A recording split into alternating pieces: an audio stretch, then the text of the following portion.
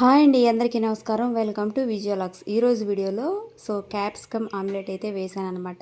సింపుల్గా ఈజీ అయిపోతుంది. విడిగా క్యాప్సికమ్ కూర అంతగా ఏం తినడానికి ఇష్టం ఉండదు కదండి. అప్పుడప్పుడు ఇట్లా ఆమ్లెట్ వేసుకోండి, చాలా బాగుంటుంది. ఇప్పుడు నేనైతే ఒక క్యాప్సికమ్ అలాగే 3 కోడిగుడ్లు తీసుకున్నాను. మనకి క్యాప్సికమ్ మొత్తం పట్టదండి. 4 పీసెస్ అయితే నేను కట్ చేస్తాను రౌండ్గా. ఇప్పుడు వచ్చేసి 3 కోడిగుడ్లు అయితే నేను పగలగొట్టి ఒక గిన్నెలో తీసుకుంటున్నాను. ఇందులోకి సన్నగా కట్ చేసిన ఉల్లిపాయలు కొన్ని, అలాగే కొన్ని ఏమో పచ్చిమిర్చి సన్నగా కట్ చేసినవి, అలాగే టమాటాలు కూడా సన్నగా కట్ చేసినవి కొన్ని, అలాగే కొద్దిగా అంతా కరివేపాకు కూడా కట్ చేసి వేసుకుంటున్నాను. ఇప్పుడు ఇందులోకి కాస్తంత సాల్ట్ వేసుకుంటున్నానండి. కొద్దిగా సాల్ట్, అలాగే కొద్దిగా పసుపు, ఒక అర టీ స్పూన్ అంతా సరిపోతుంది. కొద్దిగా పసుపు, అలాగే కారం ఒక అర టీ స్పూన్ పైనే వేసానండి నేను. రుచికి తగ్గట్టు మీరు కూడా వేసుకోండి. అర టీ స్పూన్ పైన వేసాను. ఇప్పుడు ఇందులో మొత్తం కూడా ఒకసారి బాగా కలిపేసుకోవాలి. మనం ఎక్కువసేపు కలుపుకుంటే మనకు ఆమ్లెట్ అనేది సాఫ్ట్గా ఫ్లఫీగా అయితే వస్తుందన్నమాట. ఒక 2 నిమిషాలు ఎట్లయితే కలుపుకొని ఇప్పుడు ఇందులోకి నేను ధనియాలు, జీలకర్ర పొడి అయితే వేస్తున్నానండి. కొద్దిగా అంత చాలు, అది కూడా ఒక అర టీ స్పూన్ అంత ఉంటుంది. ఇది కూడా వేసి ఒకసారి బాగా కలిపేసుకోవాలి. ఇప్పుడు ఇందులోకి కొత్తిమీర కూడా లైట్గా కొద్దిగా వేస్తున్నాను. ఇది కూడా వేసి ఒకసారి మొత్తం కలిపేసుకొని పక్కన పెట్టేసుకోవాలి.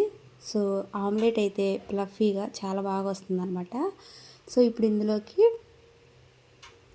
క్యాప్సికమ్ ఉంది కదా, ఈ క్యాప్సికమ్ అయితే ఇట్లా రౌండ్గాను ఒక 4 పీసులే కట్ చేస్తున్నానండి నేను. మనకు ఆమ్లెట్ వేసుకోవడానికి 4 పీసెస్ సరిపోతాయి. మరీ లావుగా కాదు, కాస్త చూసుకొని సన్నగా కట్ చేసుకోవాలి. ఇప్పుడు పొయ్యి మీద పెనం పెట్టేసేసి కాస్తంత ఆయిల్ వేసి ఈ క్యాప్సికమ్ ముక్కలు ఉన్నాయి కదా 4 కూడా ఇట్లా రౌండ్గా పెట్టాను అనమాట 4 వైపులా. మనకి ఇదేం ఫ్రై అవసరం లేదు. ఇట్లా పెట్టుకున్న వెంటనే మనం ఈ కోడిగుడ్లు బ్యాటర్ తీసుకొని అందులో వేసేసుకోవాలి. చూసారు కదా, స్టవ్ కాస్త మీడియం ఫ్లేమ్లో పెట్టేసుకొని ఈ కోడిగుడ్డు బ్యాటర్ అంతా కూడా ఇందులో వేసేసుకోవాలన్నమాట. ఇట్లా వేసుకొని మీడియం ఫ్లేమ్లో పెట్టుకొని ఉడికించుకుంటే మనకి ఈ ఆమ్లెట్ అనేది మంచిగా ఉడుకుతుంది. పైన అంతా కూడా ఒకసారి ఆయిల్ అయితే వేస్తున్నాను. అడుగున వేసిన ఆయిల్ సరిపోదు కదా, ఇట్లా రౌండ్స్లో కూడా కొద్దిగా వేసుకుంటే మనకి సరిపోతుంది. పైన అంచులెమ్మట కూడా వేసుకోవాలి. ఇట్లా వేసుకొని ఒక 3-4 నిమిషాలు చాలండి, మంచిగా అయితే ఉడుకుతుంది 2 వైపులా. చూసారు కదా, ఆమ్లెట్ అయితే ఫ్రై అవుతుందన్నమాట. ఇప్పుడు ఇదైతే కట్ అయిపోతుందండి. ఇట్లా తీస్తుంటే మనం 2 గంటలతో అయితే తిప్పుకోవచ్చు 2 వైపులా కూడా.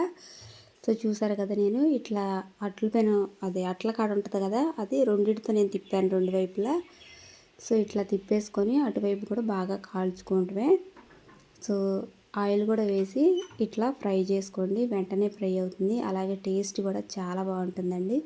చూసారు కదా, నేను మీకు చూపిస్తున్నాను ఫ్రై అయిన తర్వాత, ఈ ఆమ్లెట్ రెడీ అయిన తర్వాత నేను చూపిస్తున్నాను. రెండో వైపుకి అయితే తిప్పేసాను. టేస్టీగా ఉంటుంది, అలాగే చాలా బాగుంటుందండి.